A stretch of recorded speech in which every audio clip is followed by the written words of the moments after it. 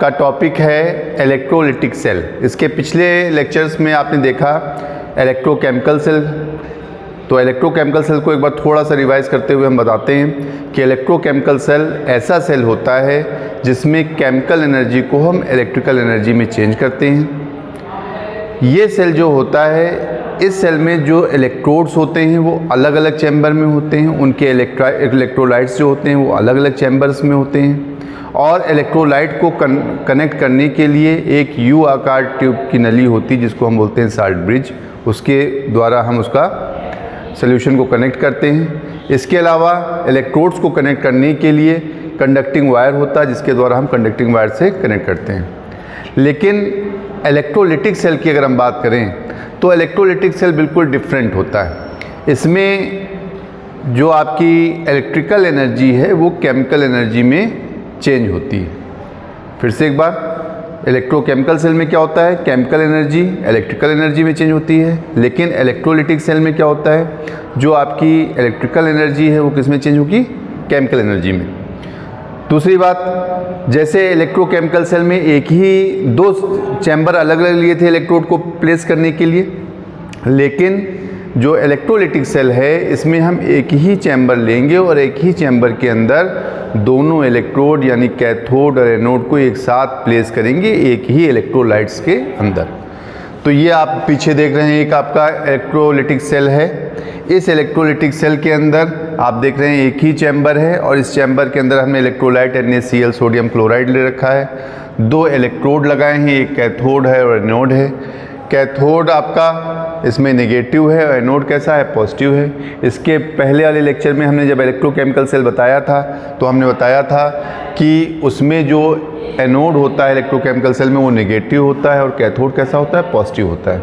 लेकिन इसमें क्या होता है, ठीक उसके उल्टा।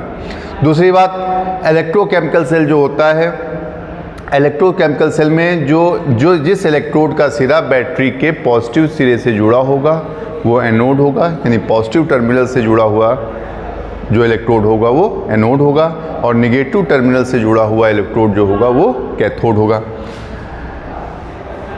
अब इसमें अगर आप देखें तो इसमें इलेक्ट्रोलिसिस की प्रोसेस हम कराते हैं। इलेक्ट्रोलिसिस क्या होती है, जब हम इलेक्ट्रोलाइट के अंदर कोई सॉल्यूशन, इलेक्ट्रोलाइट चाहे वो सोडियम क्लोराइड हो या पोटेशियम क्लोराइड हो, जब उसके अंदर हम इलेक्ट्रिक करंट पास करते हैं तो वो अपने आवेशित कणों में टूट जाता है। इस क्रिया को हम बोलते हैं इलेक्ट्रोलिसिस। इलेक्ट्रोलिसिस की जो प्रोसेस है वो हम इलेक्ट्रोलिटिक सेल के अंदर कराते हैं। तो ये यहाँ पर हमने NaCl सोल्यूशन लिया हुआ है इलेक्ट्रोलाइट्स के रूप में, और इसमें हम जब इलेक्ट्रिक करंट पास करते हैं तो NaCl Na+ आयन और Cl- आयन में टूट जाता है।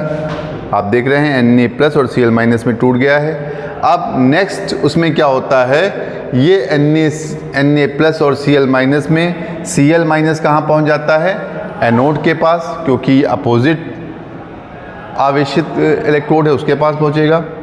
तो Na+ पहुँचेगा कैथोड के पास और Cl- कहाँ पहुँचेगा, एनोड के पास। Cl के ऊपर माइनस चार्ज है इसलिए एनोड के पास, और Na के ऊपर प्लस चार्ज है इसलिए कैथोड के पास पहुँच जाएगा।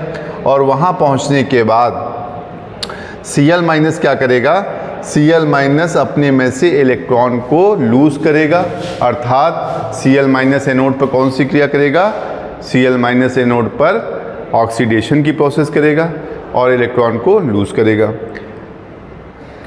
कैथोड पर जो सोडियम आयन पहुंचे हैं वो सोडियम आयन क्या करेंगे, जो इलेक्ट्रॉन त्यागे गए थे एनोड के ऊपर उन इलेक्ट्रॉनों को कौन एक्सेप्ट कर लेगा, उन इलेक्ट्रॉनों को एक्सेप्ट कर लेगा एनोड कैथोड पर बैठा हुआ सोडियम आयन। और सोडियम आयन इलेक्ट्रॉन को एक्सेप्ट करने के बाद सोडियम का परमाणु बनाएगा।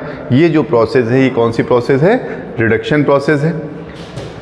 इस तरह से सोडियम और क्लोरीन अलग अलग इलेक्ट्रोड के ऊपर पहुंच जाएंगे और अलग अलग प्रोसेस यानी ऑक्सीडेशन और रिडक्शन की प्रोसेस करेंगे। एनोड के ऊपर ऑक्सीडेशन की प्रोसेस और कैथोड के ऊपर रिडक्शन की प्रोसेस होगी।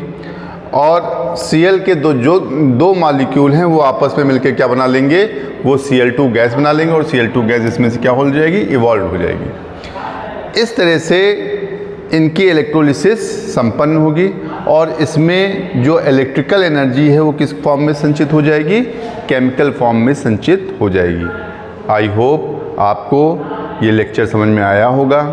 Thank you very much.